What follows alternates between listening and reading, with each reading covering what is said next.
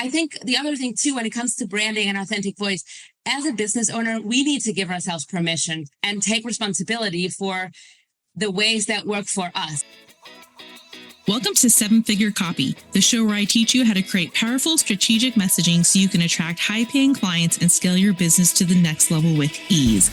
I'm Gina Whitehouse, your expert conversion copywriter, and this podcast is for ambitious, value-driven female entrepreneurs like you who are ready to scale from 6 to 7 figures without sacrificing what matters most: your values, your time, and your family.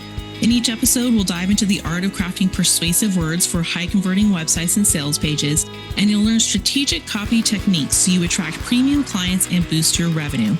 This podcast was created to help you tackle the challenges of balancing family life and business growth as you take your business to the next level.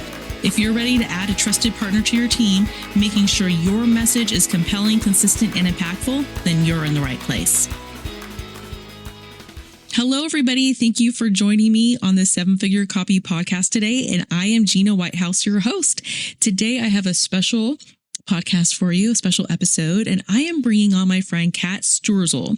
Now, Kat, she has a coaching business called Leave Your Box with Kat, and she is a certified leadership and heart potential coach and speaker.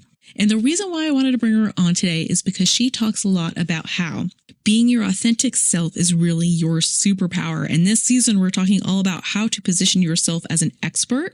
And what that also means is distinguishing yourself from other businesses that are just like yours. So the more we lean into our authentic self and our copy, the more you're going to distinguish yourself from all the others that do something similar to you.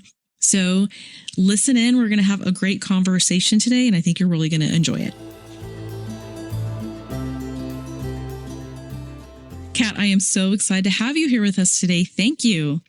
Yeah, Gina, I'm so excited to finally be here. I know when you first shared with me that you're going to record a podcast and it's going to be about authentic messaging, I'm like, I can't wait to go into this topic with you. So thank you for having me. Yes, I'm so excited to have you here today, Kat, because you have an incredible gift for helping people discover their authentic selves and showing people really how to find their true voice. Now, one of the most common questions I get is, how should my brand voice sound in my copy? Should it be conversational? Should it be professional? And my answer is always the same, is that it should really just sound like you, because that's what makes you unique and that's what sets you apart in your field. So today I want to dive into why finding your authentic voice is so important and how it helps position you as the go-to expert for your audience, because that's what our season is all about. And I'd love to hear some practical ways that we can bring a person's voice into their messaging. Now, I know you have so much wisdom to share, and I can't wait to hear your thoughts. But before we jump into it, I'd love for you to introduce yourself. Tell us a little bit about what you do, how you discovered your own authentic voice, and what that journey looked like for you in both life and business. Sounds wonderful. Thank you so much. Yes, let's dive in. So first of all, I'm Kat Stuerzel. If you hear funny accents, I am from Germany. I do live in the States now, but I always like to warn my audience that if they hear funny words or sentences, that's why.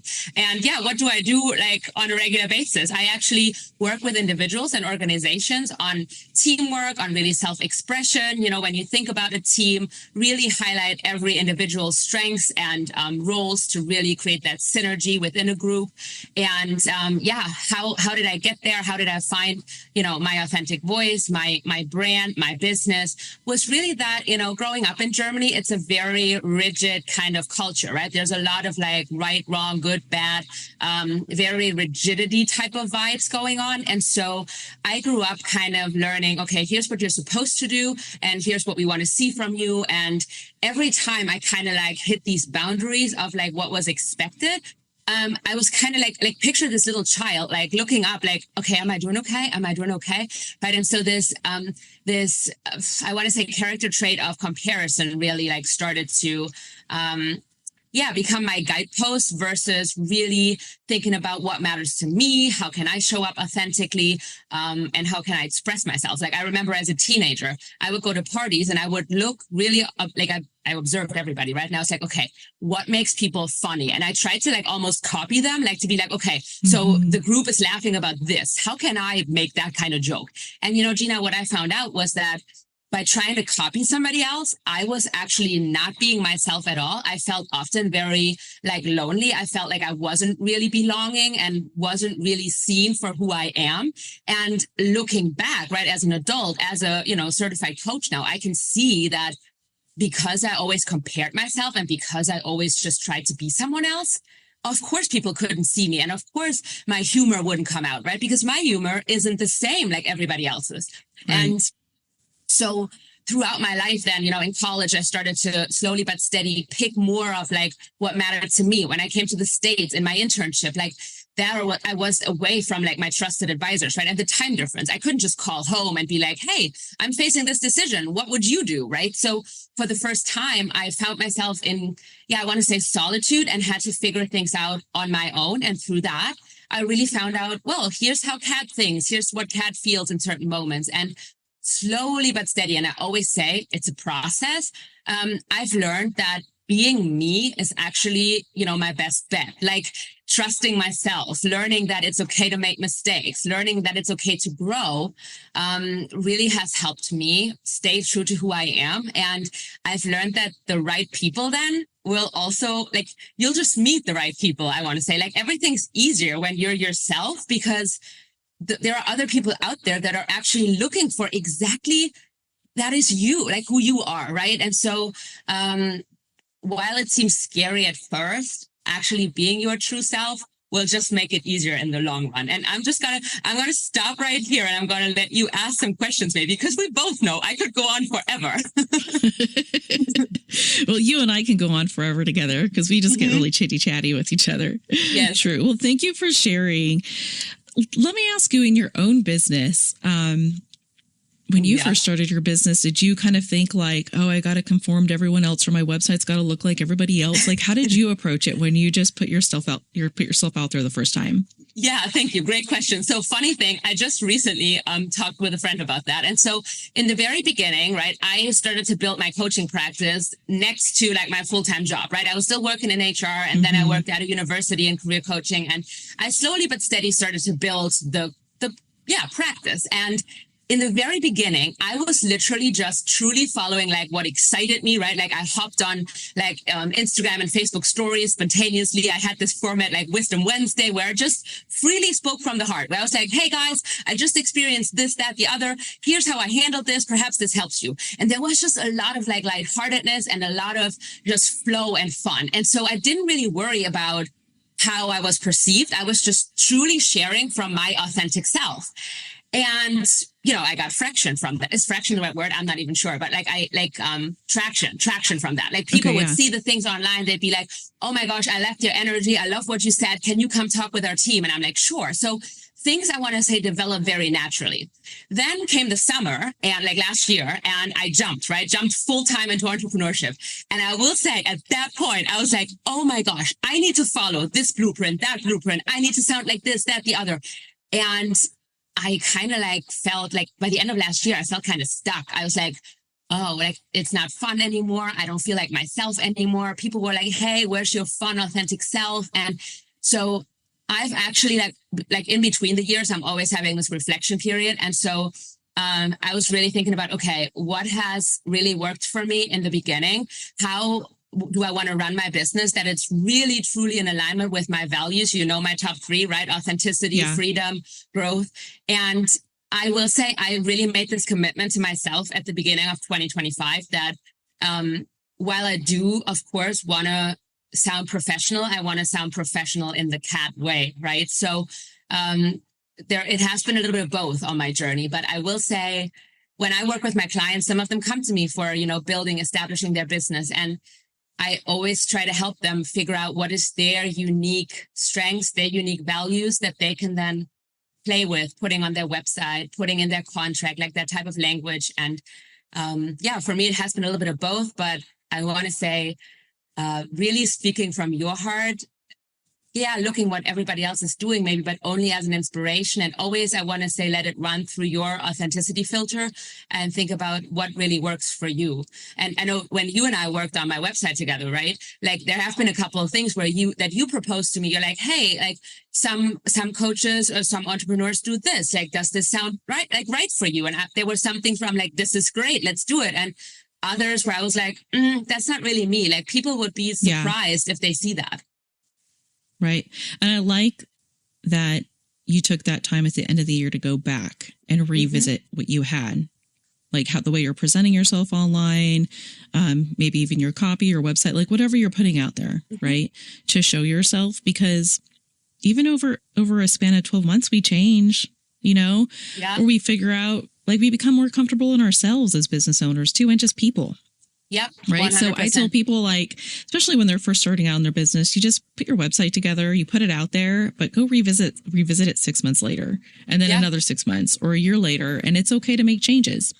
Yeah, definitely. Yeah. So that's good. One thing I want to talk about really quick is the word superpower. Now, talk to me about why you say that the things that make you different and unique are your superpower, and how does that benefit the individual in their business? Oh gosh, yeah, probably something I say all the time. So one of the reasons, you're like, Yep.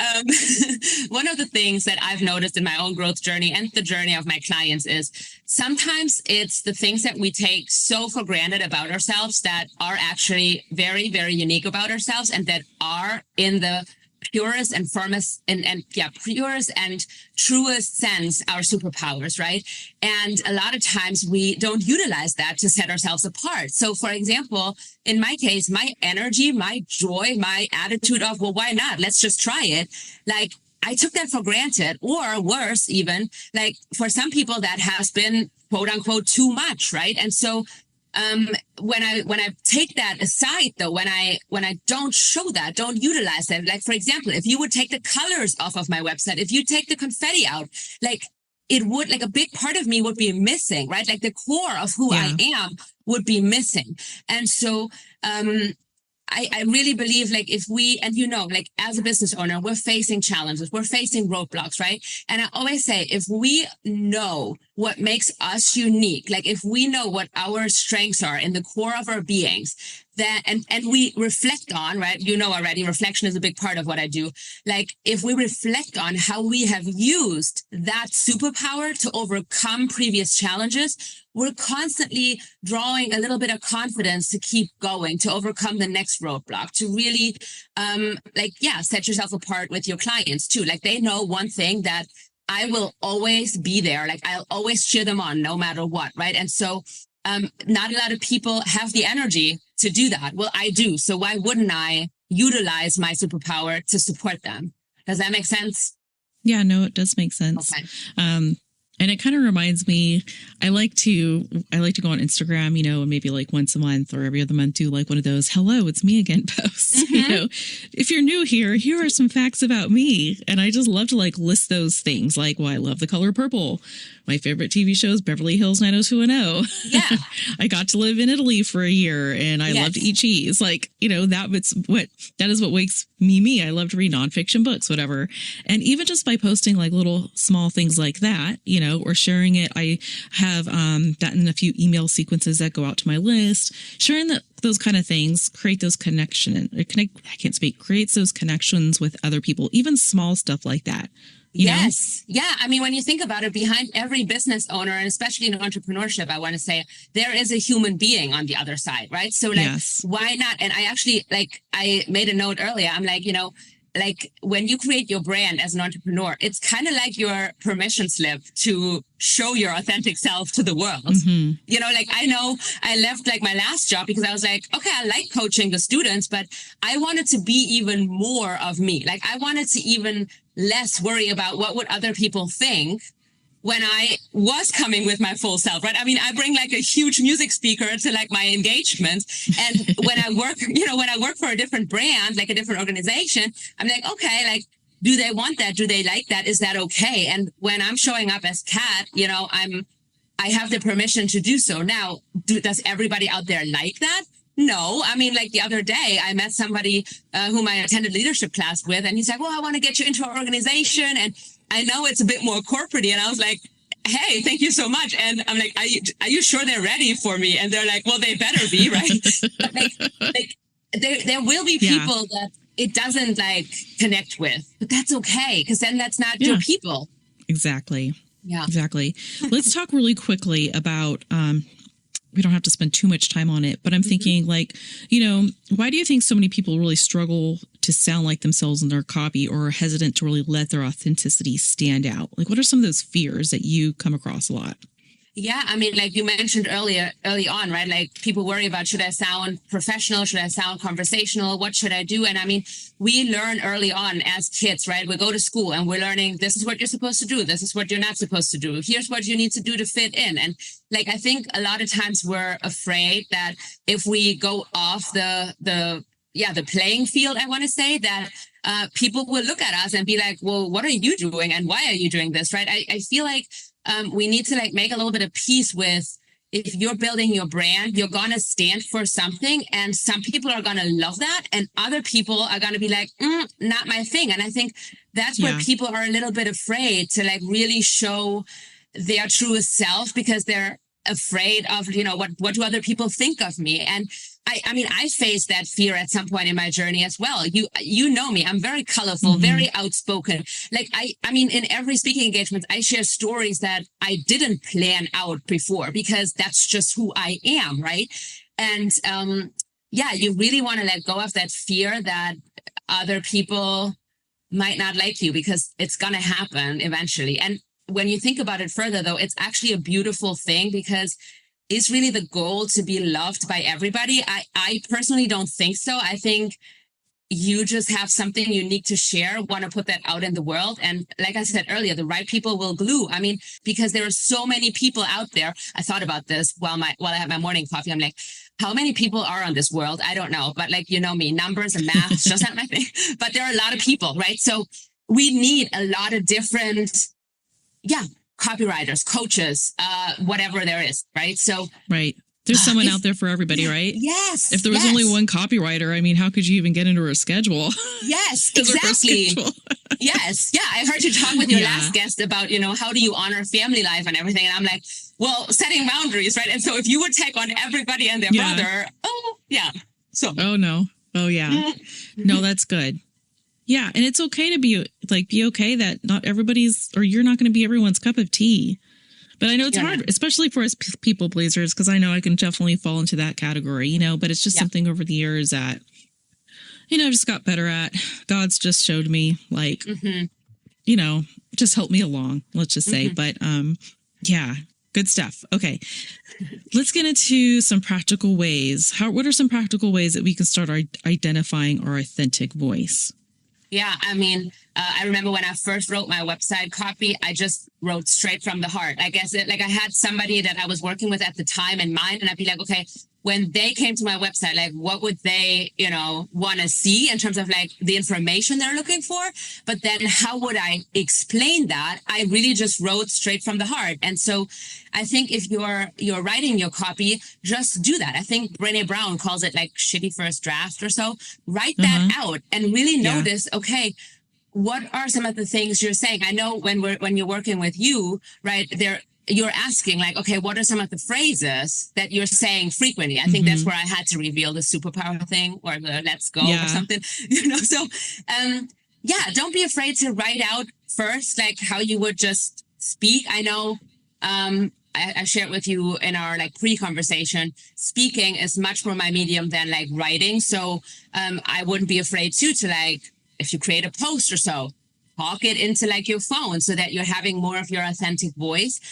When it comes to professional writing, I mean, it doesn't hurt to have your friends or even some of your clients look at it and be like, so I want to create copy. And I understand there are certain pieces for copy that need to be there, but does this still sound like me? I mean, honestly, that's what I did when you and I worked together, right? I read it. I'm like, okay, I like this sounds like me. But then like my husband wrote it because he knows me in and out. Some of my clients, right, who know me, to make sure, is this really Kat's voice? Yes or no? Yeah, that's good. I like that tip about speaking it out first, like into your phone and recording it. Or you could just get on Zoom like this and record and just start Yes. speaking, you know? Hmm. If you have already made, like, let's say some videos that you're posting or reels or something like that, for social media, you can record or like re-record those or take them, whatever, get Hmm. those, get them transcribed and then Hmm. look like, what are those phrases that I say over and over again? Like, what's the cadence of my voice Hmm. kind of thing, pull those out, like and that's what I do for my clients, right? I get you and I interview you through Zoom, interview the other people that have worked with you, look for those phrases, those unique things that are just kind of gold, right? And so Hmm. you could do that for yourself. Look at the way you speak. What are some of the words that you say over and over again, the phrases you say?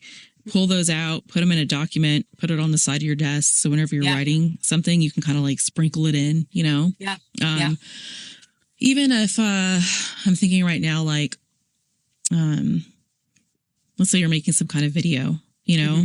and then you want to put it in a blog post form, and Hmm. again, I would take it, transcribe it, and then just kind of like lightly edit it. Hmm. You don't have to edit it so it sounds professional, but just just do that light editing and then put it Yeah. on your website. And like you Yeah. said, give it to someone else. Say, does Hmm. it sound like me? Yeah. Don't be afraid to ask for feedback. Same thing like if you're writing your website copy, just write it first. Just Hmm. do that draft, put it out there, and then kind of go back and do some of that light editing, Hmm. you know. But like you said, it's like, don't be afraid to just be No. yourself. No, and like we said earlier, right? Like allow the piece to evolve, allow yourself to evolve. Like I think that's normal. Like we're always growing, we're always developing. I mean, between you and me, and I know it's frowned upon in the business world, but like I hate repurposing content, honestly, because I feel Mm, like I'm growing every day. And so for me, honestly, it's harder to look back and be like, okay, what kind of piece have I shared last year or 3 months ago and reuse it than actually picking up on something that happened recently in like a coaching session or a speaking engagement and respond to that, like write something about that. So like I, I'm sharing this because everybody is different, right? Allow yourself to play off of your own rhythms. Like there are people yeah. who love to like repurpose things. I've worked with a business coach who loves to prepare her newsletters 50,000 months in advance. Doesn't work for me. I've tried it, but it just Same doesn't, here. it doesn't feel right. So Yeah. I think the other thing too, when it comes to branding and authentic voice, as a business owner, we need to give ourselves permission and take responsibility for the ways that work for us. Like I can't always look left and right and be like, oh, think like I feel stuck. Well, why do you feel stuck? Like how honest are you with yourself? Like, and be courageous too. Like just because the guru says so doesn't mean that you need to do it that way. Like I tell my clients all the time, like True. the heart framework works for me, right? To find out values, interests, strengths, purpose, and intuition works for me. Maybe you need to add a letter. Go for it. Because we don't win if you press yourself into my form and it doesn't work for you, right? So be courageous to really, yeah, lean into what works for you. That's good. I like that.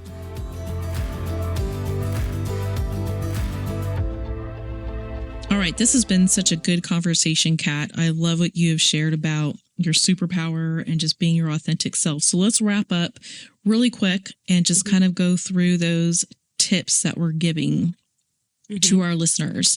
So I'm going to try to remember them. And if I don't remember them all, you can jump in. Okay. So the first is if you're having a hard time finding your authentic self, right? And you want to put that in your copy, in your messaging, talk into your phone, right? We're just going to talk Yep. into our phone and then we're going to transcribe it out and look for those phrases, right? Yep. What were some of the other things you said? What am I missing? Yeah. I I mean, know you there are could, 2 or 3 more. that's okay. Like you can really like whatever you come up with in that first draft, you can send it to like some of your friends or even clients and have them Yes. look at it. Be like, do you see myself in there?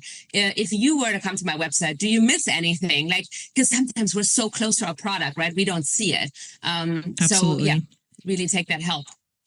Yeah. Another thing I would say is another tip is just kind of brainstorm those lists and phrases. And if you can't do it and you have a hard time, go to your family members.